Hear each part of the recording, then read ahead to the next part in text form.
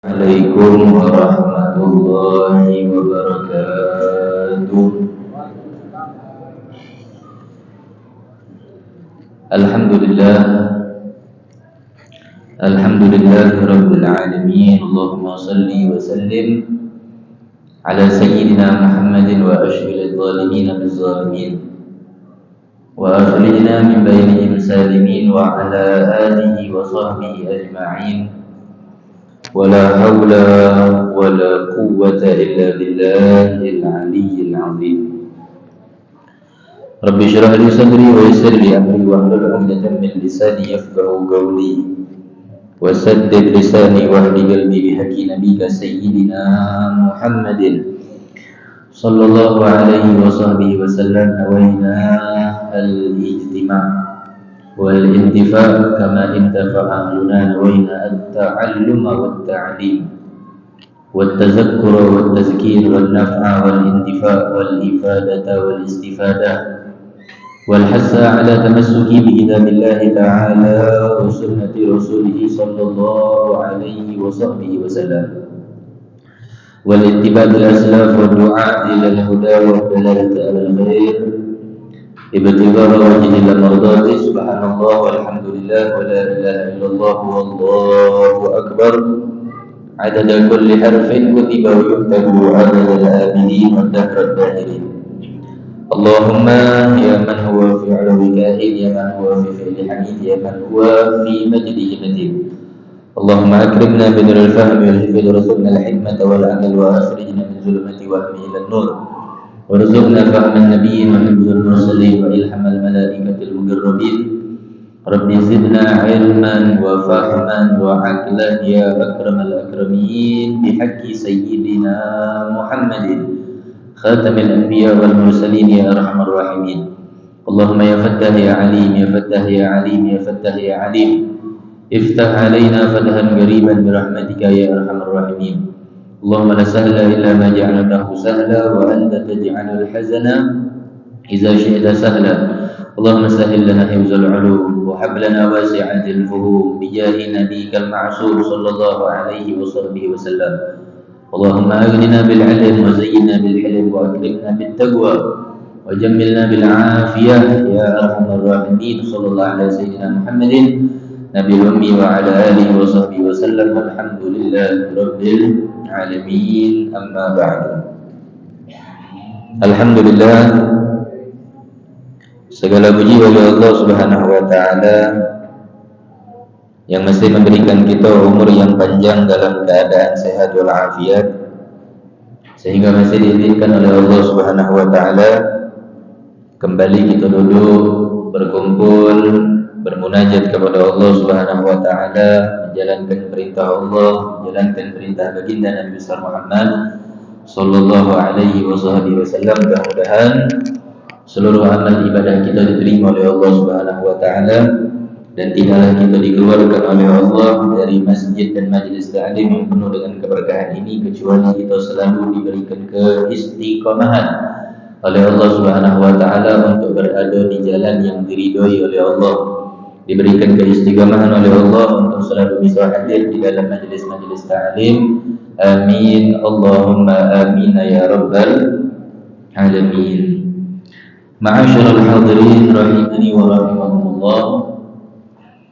Melanjutkan pelajaran kita masih di dalam hadis yang ke-17, 5 hak muslim terhadap muslim lainnya. Masih nomor 1, yakni adalah pembahasan tentang salam. Kemarin kita sudah membahas ada 8 salam yang tidak wajib untuk dijawab. Yang pertama, wong yang lagi sholat didatangi oleh wong yang mengucapkan salam. Maka wong yang lagi sholat tersebut tidak wajib untuk dia menjawab salam daripada wong yang mendatanginya tersebut. Walaupun dia sedang melaksanakan sholat sunnah, tetap tidak diwajibkan untuk dia menjawab. Apalagi kalau seandainya dia sedang melaksanakan sholat wajib. Yang kedua, wong yang lagi makan dan minum. Ya, kalau ada wong yang lagi makan sama minum, jangan diucapkan salam. Ya, bagi kita orang khususnya yang sudah mengetahui daripada akhlaknya tersebut. Ya, termasuklah juga di dalamnya jangan ngajak wong yang lagi makan untuk bermusafahah atau berjabat tangan, salaman. Ya, karena kondisi wong tersebut dia tangannya lagi kotor. Ya, sampai kadang-kadang kita bertepisan antara punggung tangan dengan punggung tangan. Ya, kalau cak kemarin itu macam ini, ya, sikut dengan sikut. Di pergelangan sininya dengan pergelangan sini sudah. Kalau orang lagi makan, tidak usah repot diajak salaman. Ya, termasuk juga tidak diwajibkan untuk orang yang sedang makan dan minum untuk menjawab salam. Ya, apalagi nak salaman. Ya, tapi kan akhlak, etika. Iyo, ente justru malah ada akhlak saya itu. Orang lagi nak menikmati suatu nikmat yang diberikan oleh Allah Subhanahu Wa Taala, lagi-lagi lemak-lemaknya dia nikmati nikmat tersebut yang diganggu. Otomatis lagi udah nak bersih ke tangan pulo, nak ini pulo, sudah duduklah. Kaget setelah dia selesai makan, baru salaman. Kan masih bisa. Jadi tempatkan akhlak itu semuanya pada tempatnya masing-masing. Jangan seakan-akan kita merasa wong yang paling berakhlak tapi salah taruh tempat berakhlak tersebut. Yang ketiga, wong yang lagi azan dan iqamah. Nah, jadi wong yang lagi azan sama qomat, kalau ada yang mengucapkan salam sama dia, tidak wajib untuk dia menjawab. Teruskan baik, azannya dilanjutkan dan iqamahnya juga dilanjutkan.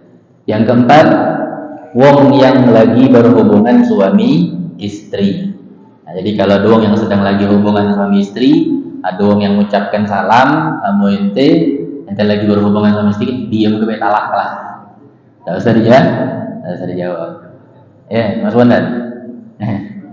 Diam ke, tak usah dijawab. Jadi udah, tak usah ngurusin itu. Ya, biarlah wong lagi salaman, wong datang bertamu sama kita lagi seperti itu beribadah kepada Allah Subhanahu Wa Taala. Kan berhubungan suami istri ibadah, enggak? Sampai diomongkan oleh Allah Subhanahu Wa Taala, diomongkan oleh Nabi Sallallahu Alaihi Wasallam, ketika wong itu menikah, maka ketakwaannya itu ditambahi menjadi sempurna. Sebelum dia nikah, sebelah masih takwanya, belum utuh. Tapi ketika dia sudah menikah, falyattaqillaha fin nisfil baqi, maka dikomplitkanlah nikahnya itu menjadikan kesempurnaan di dalam taguannya tersebut. Jadi kalau ada orang assalamualaikum, diam ke baik, talak kelas sana. Nah baliklah dari rumah kita. Nah, jadi bertamu, ya sudah. Lain kali.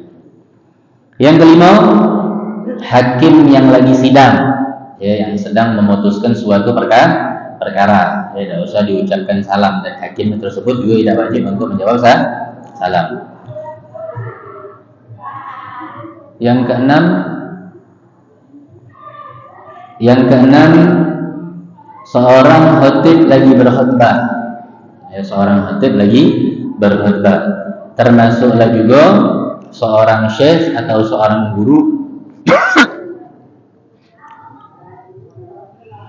Seorang syekh atau seorang guru yang sedang memberikan ilmu pembelajaran buat jamaahnya atau buat masyarakat, dan tidak usah diucapkan salam. Kita kemarin sudah bahas panjang lebar.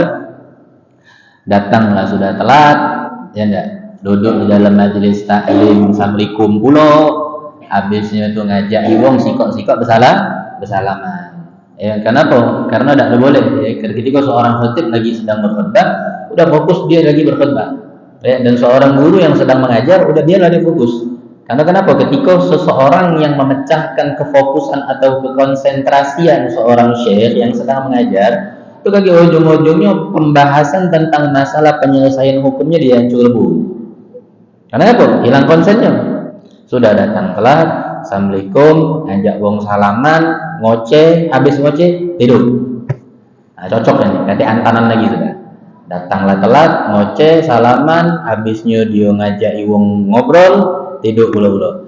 Habis selesai majelis bangun, ngoceh wong lain. Oh, itu hukumnya mah ini. Padahal dia pas ketika belajar hukum deh tidur. Nah, ini kadang-kadang menjadikan seseorang tersebut seakan-akan dia itu menguasai suatu bidang.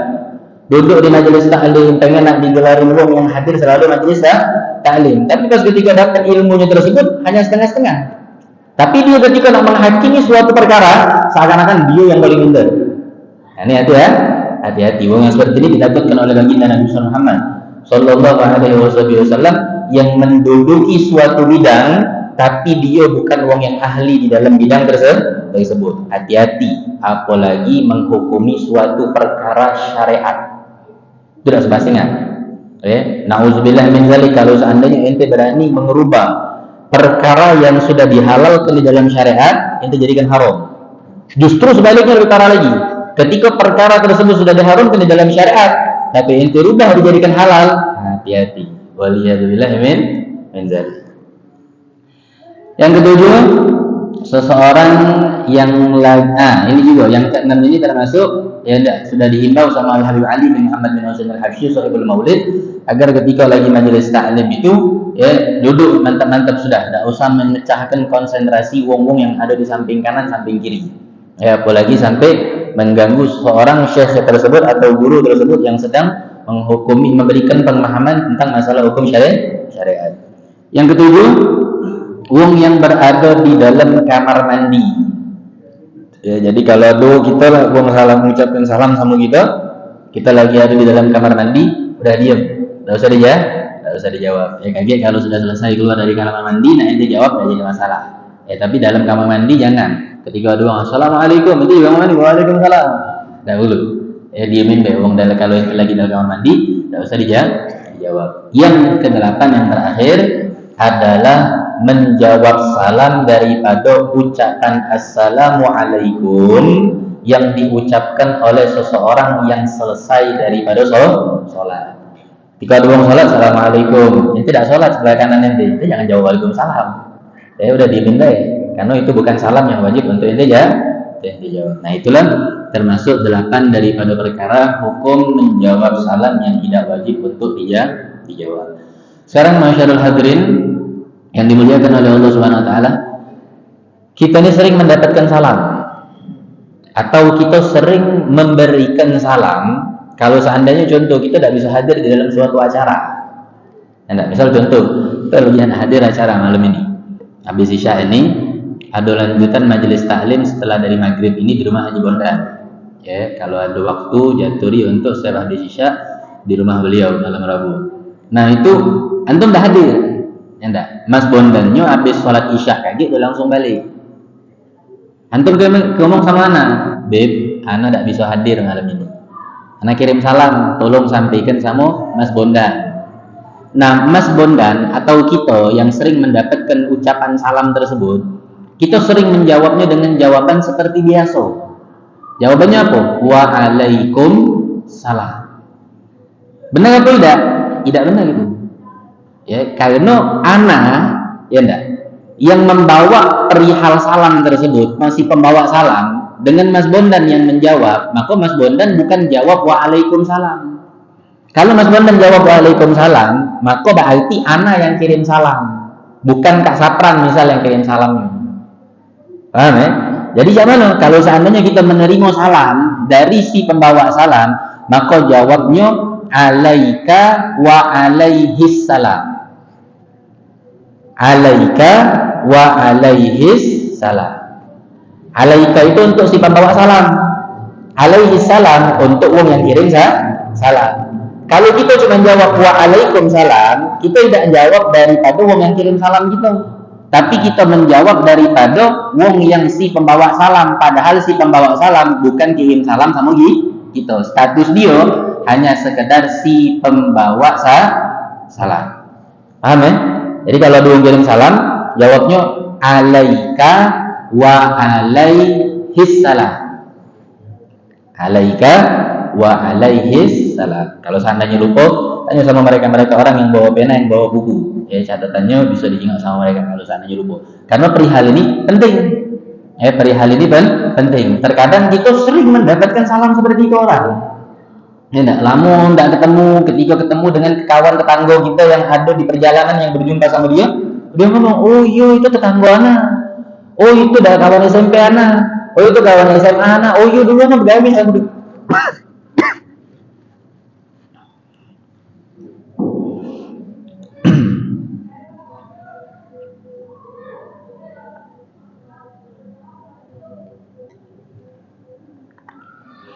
Anda dulu digawe sama dia, enggak barengan sama dia. Oh iya kita kirim salam.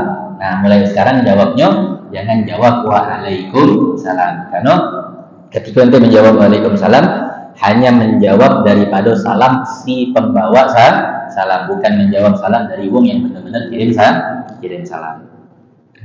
Terus masuk di dalam pembahasan hukum mengucapkan salam dan menjawab salam dari wong Yahudi atau Nasrani. Nah, ini sering juga kita temui. Makna ini bukan cuma salam mereka itu baca. Surah-surah yang di dalam Al-Quran pun juga terkadang mereka hafal. Ya enggak? Sampai ada mereka orang yang hafal sampai satu surah, ya enggak? Sekian surah. Bukan cuma lagi Assalamualaikum, Waalaikumsalam dia hafal. Tapi begitu banyak yang terdapat di dalam syariat Islam yang mereka orang pun juga hafal. Nah, di sini kita juga mendapatkan pelajaran yang begitu besar, bahwasanya sesungguhnya semua itu hidayah hanya murni yang datang dari Allah SWT. Tidak ada hidayah itu yang datang dari ente. Cuman ente menjadi wasilah orang yang bisa dapat hidayah baca. Enggak, menjadi orang mendapatkan wasilah agar mendapat hidayah wasilahnya gara-gara ente kan baca. Tapi kalau ente yang menjadi wasilah untuk menunjuk hidayah, tidak bakal baca. Maka kita bahas di sini. Yang pertama, hukumnya mengucapkan salam. Mengucapkan dulu ya, bukan menjawab. Mengucapkan salam kepada wong Yahudi dan Nasrani. Apa hukumnya? Mu'tamad ulama semuanya mengharamkan. Mutlak sudah tidak boleh. Seorang muslim mengucapkan salam kepada wong kafir. Apa dia landasannya? Landasannya Rasulullah SAW bersabda, la tabda'ul yahuda walan nasara bisalam. Jangan pernah sekali-kali engkau mengucapkan salam kepada wong Yahudi dan Nasrani. Karena kenapa? Itu tahiyatul Islam. Tahiyatul Islam itu adalah pengucapan kalimat penghormatan, ya, pemuliaan yang harus hanya diberikan kepada sesama muslim. Untuk yang bukan muslim tidak boleh. Jadi hukumnya udah selesai, mutlak. Walaupun ada sebagian ulama yang membolehkan, tapi tidak banyak. Hanya beberapa orang yang membolehkan tersebut, karena ada unsur-unsur juga yang terpepet. Tapi tidak usah bahas itu tentang masalah itu, tidak usah dibahas. Ya, itu khurujul khilaf. Yang penting kita keluar daripada khilaf tersebut dan kita mengambil hasil daripada kemuktamadan, kesepakatan daripada ulama yang banyak tidak membolehkan. Karena kenapa? Hadisnya udah jelas. Kata Nabi SAW, la tabda'ul yahuda walan nasara bis salam. Jangan pernah sekali-kali engkau mengucapkan salam kepada mereka orang Yahudi dan Nasrani. Tapi kalau seandainya campur, contoh misal, kalau seandainya campur 50 muslim, 50 kafir, maka boleh tak kita mengucapkan salam? Jawabannya boleh. Tapi kita tambahin niat. Tambahin niat. Ya Allah, aku tujukan salam ini hanya untuk wong muslim. Nah, jadi kalau campur tidak apa-apa.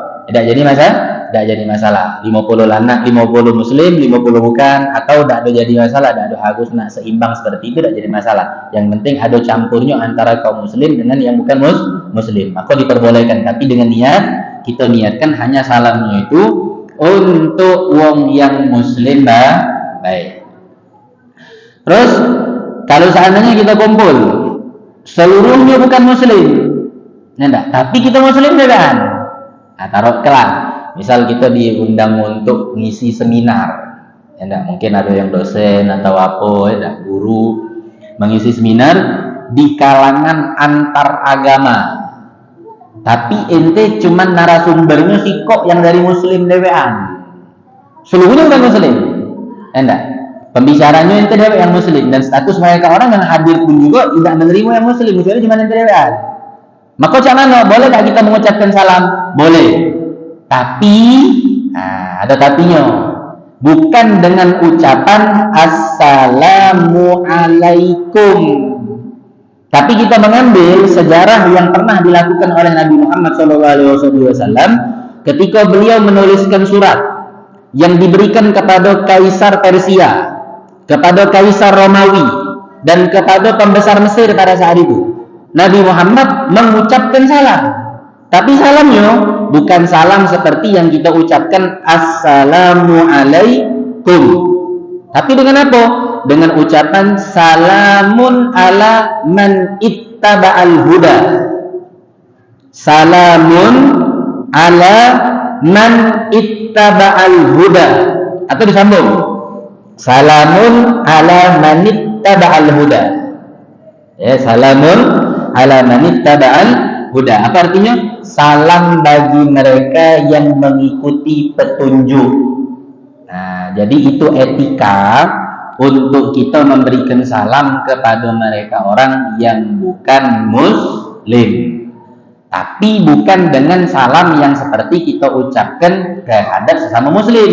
Karena sesama muslim, salam itu adalah doa. Ya enggak? Keselamatan bagi engkau. Ya enggak? Assalamualaikum. Nah, ini enggak memberikan keselamatan apa ini? Kepada orang yang bukan muslim enggak memberikan keselamatan apa? Karena mereka orang tidak beriman dan tidak meyakini adanya Nabi Muhammad sallallahu alaihi wasallam, tidak beriman kepada Allah Subhanahu wa taala. Jadi salamnya yang diucapkan kepada mereka orang yang non-muslim bukan assalamualaikum, tapi salamun ala man ittaba'al huda, atau disambung salamun ala man ittaba'al huda. Salam bagi mereka orang yang mengikuti petunjuk, karena mereka orang itu memiliki petunjuknya masing-masing sesuai dengan kepercayaan anutan agama mereka dan keyakinan mereka masing-masing. Tapi kalau untuk Islam tidak boleh. Ya, untuk sama Islam hanya ucapkan Assalamualaikum.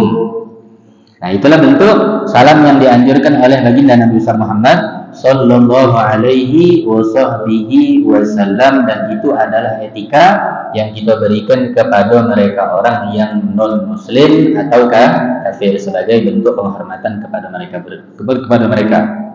Itu yang pertama, mengucapkan salam. Sekarang masuk yang kedua, menjawab salam. Nah, kalau tadi kita mengucapkan salam kepada kaum kafir, dan sekarang menjawab salam daripada ucapan salam yang diberikan oleh wong kafir kepada kaum muslim.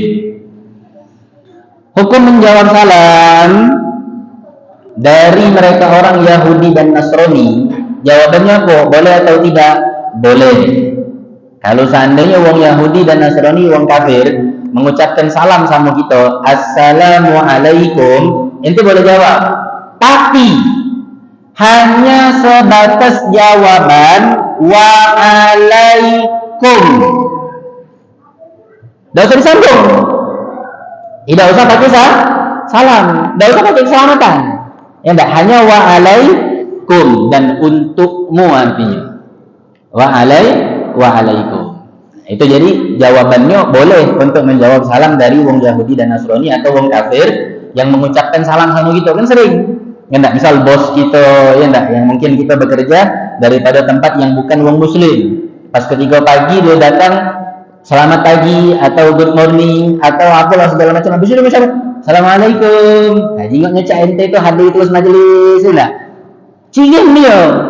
Ah, ini wong hadir majelis, hanya wong pengajian. Kalau di mereka itu wong pengajian. Nah, ini aku nak ucapkan Assalamualaikum deh. Assalamualaikum Pak. Ya, Ustaz. Jawab deh, jawab. Tapi waalaikum deh. Tidak pakai waalaikumsalam. Salamnya tidak usah dibaca. Ya, cuma waalaikum tok bae. Nah, di sini sedikit kita membahas. Jadi ma'asyiral hadirin, kita ini sering terdapat di dalam hukum-hukum syariat, walaupun memang itu tidak dihukumi haram atau berdosa. Kalau seandainya kita salah ucap di dalam kalimat-kalimat yang terdapat di dalam bahasa Arab, itu enggak dosa. Contoh seperti misal antum ketemuin Rabbana atina fid dunya hasanatan di dalam Al-Qur'an, ya. Di dalam Al-Qur'an. Wa fil akhirati hasanatan. Kalau di dalam Al-Qur'an, habisnya wa qina azabannar. Nanti kalau bacanya di dalam Al-Quran, ikuti sesuai prosedur yang terdapat di dalam ilmu tajwidnya Al-Quran. Tapi kalau ente bacanya di luar daripada Al-Quran, ente tidak perlu lagi ikuti Rasul. Ini cuma sebagai wawasan kita, ya enggak? Sehingga kita ini menjadikan orang ketika kita bertambah ilmu itu tidak semakin rajin nyalak wong. Kalau bukan seorang yang berilmu itu ketika bertambah ilmunya dia berani nyalakan wong lain. Ketika seseorang tersebut melakukan suatu perbuatan atau amal ibadah yang mungkin tidak dilakukan mayoritas umum padanya. Pada saat ini misalnya ada wong yang datang maco doa, enggak, atau taruh khalaq. Imam Sudes masuk ke masjid ini misal, amin. Imam Sudes datang. Kalau di Mekah, di Madinah, mereka orang membaca Bismillahirrahmanirrahimnya dalam keadaan yang tidak dikeluarkan suaranya. Enak, kecil suaranya, disirnya, ya, disembunyikan. Tiba-tiba ketika ente dengar, kalau ente pas ketika umur atau haji, Allahu Akbar, Alhamdulillahi Rabbil Alamin. Nah, mana Bismillahnya? Sedangkan di dalam hukum Imam Syafi'i, Bismillahirrahmanirrahim wajib untuk disebutkan karena salah satu ayat yang terdapat pertama kali di dalam surah Al-Fatihah. Walaupun di luar sana mereka orang yang memiliki mazhab yang lain, entah itu Hanafi kah atau mazhab Maliki kah atau Imam Hambali kah, mereka orang memiliki pendapat masing-masing. Ketika ente tahu ilmunya, dia tidak menyalahkan wong. Dan seseorang yang alim sebagai dia minoritas, maka dia akan memposisikan dirinya itu pada saat itu tidak menjadikan wong yang mayoritas mengikuti minoritas. Tapi apa? Wong yang alim ketika dia menjadi minoritas di situ, maka dia akan berbaur menjadi sikap di dalam wong yang mayoritas. Itu yang alim sesungguhnya. Jadi tidak nak negakkan mereka dewe. Oh, aku ni imam dari Mekah, berjolah kamu di Indonesia. Pada saat ini sekarang kamu bermazhab Imam Syafi'i, kamu harus melok ya nak? Dah baca. Karena kenapa? Itu dia datang di dalam tempat mazhab Imam Syafi'i. Bahkan Imam Malik pun ketika mendatangi muridnya Imam Syafi'i, beliau sebagai guru Imam Syafi'i mengikuti daripada pemahaman dan ikhtilafnya daripada Imam Syafi'i. Paham ya? Jadi ketika tegak, ya sama-sama tegak ente. Ya enggak? Ketika ente duduk, ya ente sama-sama duduk juga. Jangan ente menjadi orang yang egois, jangan menjadi orang yang besar kepala, jangan ente seakan-akan mendirikan bendera dewe. Oh, aku ni orang yang berpangkat, aku ni orang yang memiliki kedudukan. Ente harus bela anak lebih kaya dari ente. Bisa, tidak boleh itu. Paham ya? Ya, ketika ente justru memiliki kelebihan, ente harus pahami yang di kondisi bawah ente. Jangan memaksakan orang yang memiliki kekurangan untuk naik pucuk, loncat. Ngapa bukan kesanggupan dia di bawah? Paham ya? Nah itu.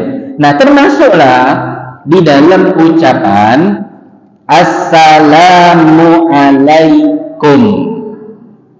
Assalamualaikum. Nah itu kita jawabnya Waalaikumsalam atau Waalaikumsalam. Mungkin kita sering ketika ada yang mengucapkan salam, dia dari kalimat awalnya mengucapkan Assalamualaikum, terkadang kita sering jawabnya Waalaikumsalam. Tidak disambung dengan Waalaikumsalam. Karena kenapa? Ketika seseorang yang mengucapkan Assalamualaikum, maka salamnya tadi menjadi nakiro. Ini kalau seandainya di dalam hukum bahasa ilmu nahwunya. Enggak. Karena kenapa? Terdapat di depannya itu alif lam.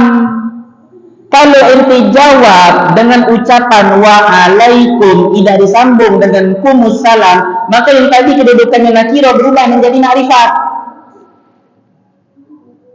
Sedangkan yang nakiro dihubungkan dengan nakiro, makrifat dihubungkan juga dengan makrifat.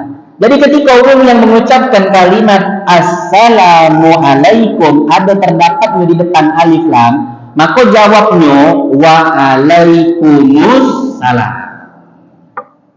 Paham ya? Nah kecuali kalau seandainya tidak baca alif lam, maka berubah jadi makrifat. Ya enggak? Jadi apa? Ketika orang yang mengucapkan salamnya juga tidak pakai alif lam, salamu alaikum. Maka baru benar ente jawab wa alaikum salam. Paham ya? Nah, jadi tidak perlu ente sampai memahami tentang nakirah ma'rifah tadi, tidak perlu. Yang penting itu kecocokan di dalamnya, meski memang tidak dihukumi berdosa, tidak dihukumi haram atau tidak dihukumi seperti ini tidak jadi masalah. Tapi kalau seandainya ente mencocokkan kalimat tersebut, maka jadi setuluan.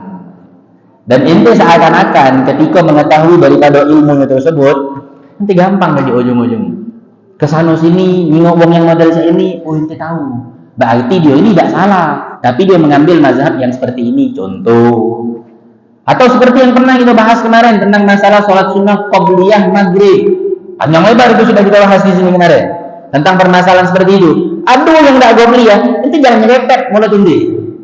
Aduh yang qabliyah, ente juga mulut jangan nyenyes. Ya enggak? Kenapa?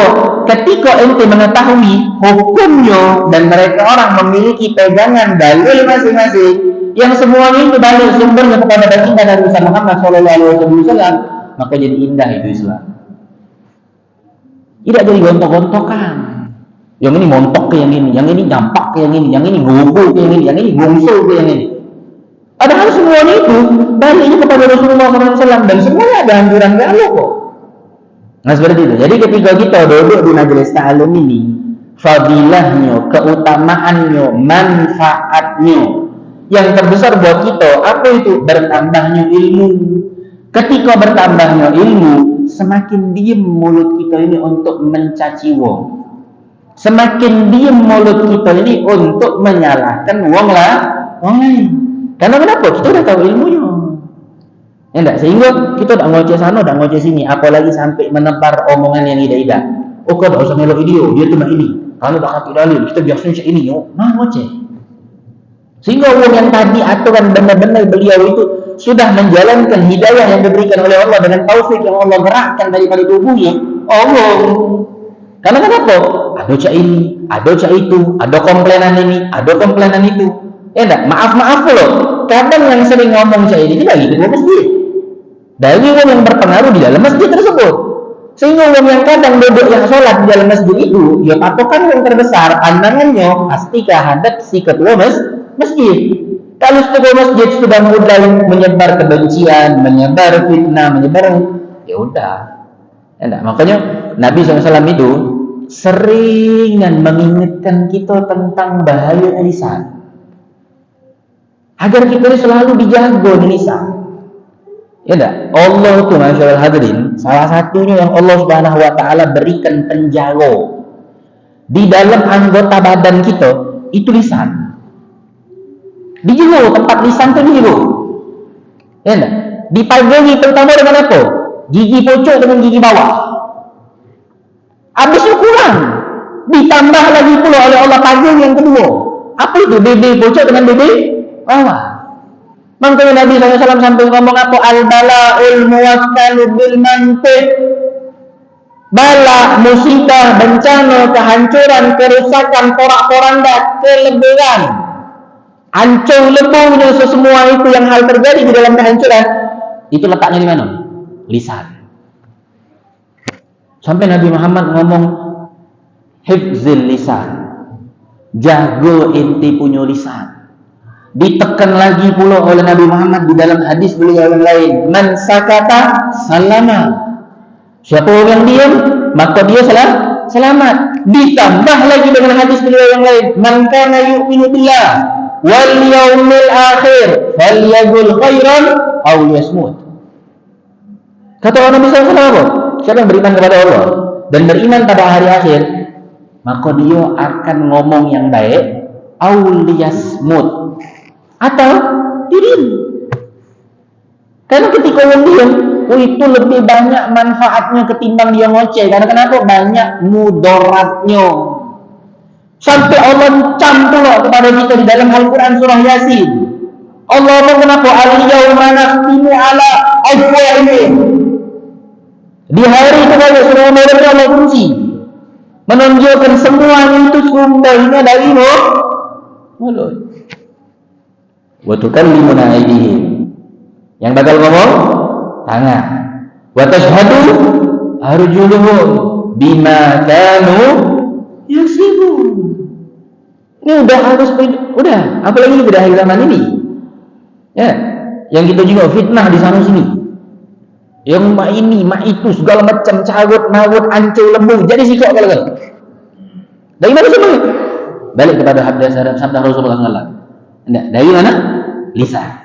Ya, maka oleh karena itu ma'asyiral hadirin yang dimuliakan oleh Allah Subhanahu wa taala, ya mudah-mudahan ketika kita mendapatkan daripada ilmu-ilmu yang bermanfaat yang Allah Subhanahu wa taala jadikan terdapatnya ilmu yang kita ambil itu keberkahan. Sehingga apa? Menjadikan kita orang semakin hari jauh semakin baik lagi, dan semakin hari semakin mengurangi daripada perbuatan dosa. Semakin hari justru malah mendekatkan diri kepada keridhaan Allah Subhanahu wa taala. Itulah gunanya dan manfaatnya kita untuk menuntut ilmunya baginda Nabi besar Muhammad sallallahu alaihi wasallam. Nah, jadi jawabnya tadi jangan waalaikumsalam, karena kita sering mendapatkan kalimat assalamu alaikum yang diucapkan dari wong tersebut yang memberikan salam kepada kita. Jarang kalau kita sebut kita dapatkan ucapan salam dari wong yang tidak pakai assalam, langsung dengan salamu alaikum. Nah, Nabi SAW juga mengajarkan kita untuk ketika kita diberikan sesuatu oleh orang, hadiah, doa, maka ente balaslah dengan balasan yang lebih dari apa yang diberikan. Contoh, mengucapkan sama kita assalamu alaikum, maka ente jawabnya lebih wa alaikumussalam warahmatullahi wabarakatuh. Kalau seandainya dia jawab dari awal, dia memberikan salam dari awal seperti itu, ada lagi diajarkan oleh Nabi Muhammad SAW. Ketika orang yang mengucapkan salam, assalamu alaikum warahmatullahi wabarakatuh, ada jawabannya yang lebih daripada itu. Bukan cuma sampai warahmatullahi wabarakatuh, tapi diajarkan oleh Nabi Muhammad SAW wa alaikumussalam warahmatullahi wabarakatuh wa maghfiratuh. Wa maghfiratuh. Ditambah lagi. Ada yang mengucapkan salam lebih panjang lagi dari itu. Tambah lagi kata Nabi SAW. Ketika cuma tadi itu sampai wa maghfiratuh, tantai waridwanuh.